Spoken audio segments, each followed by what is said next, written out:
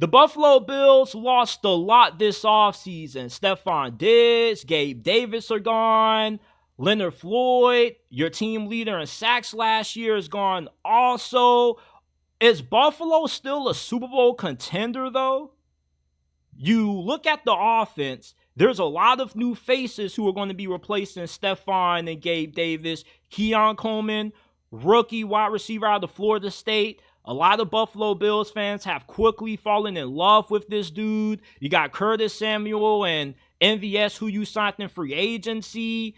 Do you have enough in the passing game to potentially still put yourself in that Super Bowl discussion at the end of the year? I believe that you do. We already know that with Josh Allen, there's not a single game that you don't have a chance at being able to win. And with him, you always have a chance to at least make it to the playoffs, despite how questionable his supporting cast may be, because he's one of those dudes that can make everybody around him better. And with these new faces at wide receiver, I still expect for Buffalo's passing attack at least to be really effective, especially with Dalton Kincaid going into year 2. We've been making a bunch of fuss about who Josh Allen's wide receivers are going to be, but we tend to be overlooking that Dalton Kincaid was the second best rookie tight end last year behind Sam Laporta.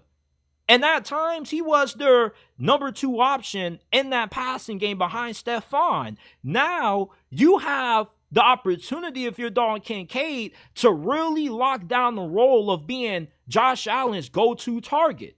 And with Dalton Kincaid taking a lot of the pressure off of these other guys, it should open things up for Buffalo's passing game to be just as good, if not better, than what it was last year. You see, you don't need to have a stacked team of wide receivers to be a Super Bowl contender. We've seen teams in previous years, like Kansas City, for example, win a championship despite not having a dominant number 1 wideout. You don't need to be elite at wide receiver to win. You just have to be able to protect your quarterback up front, with which Buffalo can do because their offensive line improved. You also have to be able to run the football when you need to, which we have seen the ability of James Cook to produce a lot of big plays on the ground for Buffalo. And you just need wide receivers to make plays in big moments. That's going to be the biggest question for Buffalo, is going to be, can you trust Keon Coleman to come down with those big clutch catches in the later half of the fourth quarter? All right. Can you trust Keon Coleman in third down situations to not drop the football? You know, these are the kinds of questions that we have about Buffalo in terms of their offense. It's not about if they're going to be able to be effective and if they're still going to be able to produce at an elite level, because with Josh Allen at the helm, we know that is still going to be the case. The question is the consistency that we're going to see out of this unit when the game is on the line, because that's kind of why they lost to Kansas City last year. This offense, these receivers, Josh Allen, they just didn't make enough plays when they needed to. Defensively, you lose Leonard Floyd, Micah Hyde, and Jordan Poyer, which both of those 2 guys have been your starting safeties for a very long time. And to lose Leonard Floyd was a huge loss for you, considering the amount of talent that you have when it comes to your pass rushers. But even though you lose Leonard Floyd, you still have a bag of riches of guys who can produce pressure on the quarterback and do it at an insanely high level. Gregory Rousseau, AJ Epinesa, they're coming around. AJ Epinesa, this could be the year that we see him crack 10 sacks potentially. Von Miller, he's been saying all this offseason how you shouldn't count him out yet. He shouldn't have played last year due to that injury that he sustained, but he came back, and the Von Miller that we saw in 2023 was not the version that we've seen look like one of the best pass rushers in recent history. So with Von Miller a year removed from that injury, you definitely have to expect him to have a bounce back year, right? Because although he is old and he's getting up there in age, Hall of Fame level players regress at a slower rate than your normal player. So I still think that there's a lot of juice left in the tank for Von Miller, at least when it comes to this season. You got Ed Oliver, Daquan Jones, really good tandem when it comes to the interior of your defensive line. And you got two breakout players from last season who you definitely can expect to have huge year threes for this season. You have linebacker Terrell Bernard, who was really good last season, having to step up in replace of guys who got injured. 143 tackles, 6.5 sacks, 3 fumble recoveries, and 3 INTs last year. You got cornerback Christian Benford, who was a big surprise last year. With all the injuries that Buffalo had at cornerback, they still got really good play out of their secondary. And the reason for that mostly was due in part to how well Christian Benford played. And, it's surprising to see him still being the starter with Kaiir Elam still on the team, because Kaiir Elam may be the most non-talked about bust in NFL history, because when you're a good team like Buffalo and you're always competing for championships, or you're always in that conversation, people just ignore the guys that you miss on in the draft. And Kaiir Elam is definitely one of those guys. And thank God that Christian Benford ended up being as good as what he was last season, because if not, they would have been in a lot of trouble if they had to go out and put Kaiir Elam out there.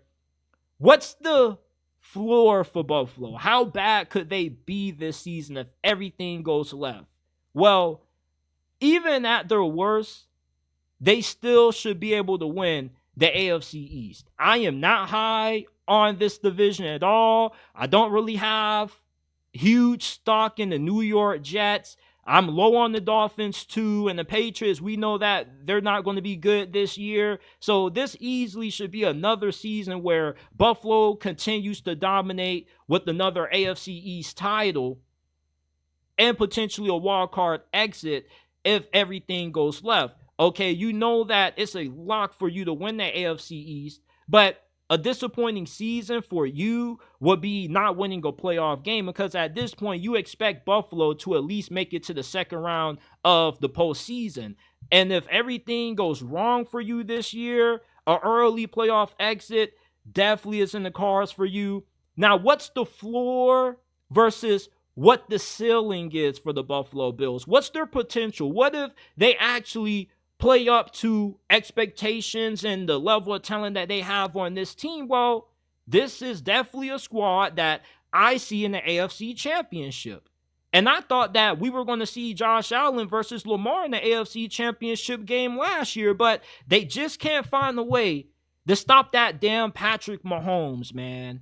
And if you go to the AFC Championship this year and you got to face Patrick Mahomes again, I don't see you being able to come away with the dub. Like, Buffalo's kryptonite is the Kansas City Chiefs.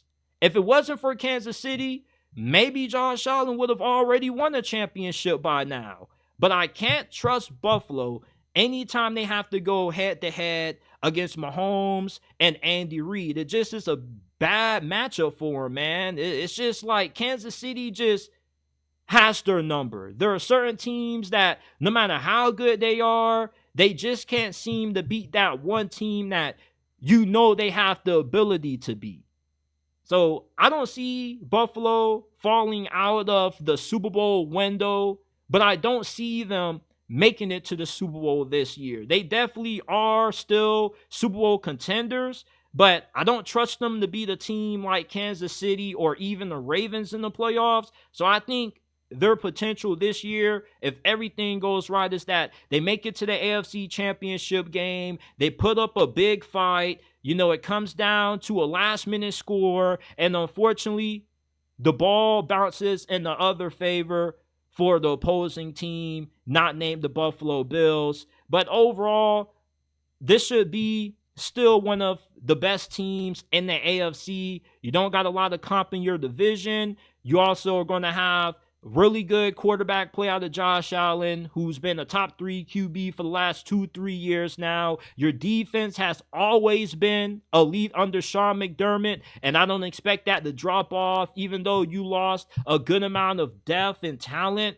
this offseason, there still is a lot of guys who have high potential, like Cole Bishop at safety. You got Christian Benford. You're going to have Terrell Bernard, who are going to be primed for big year threes. There's a lot of reasons to still believe in Buffalo's chances to be a potential Super Bowl winner this year. But for me, I think as far as they go, it's the conference championship game.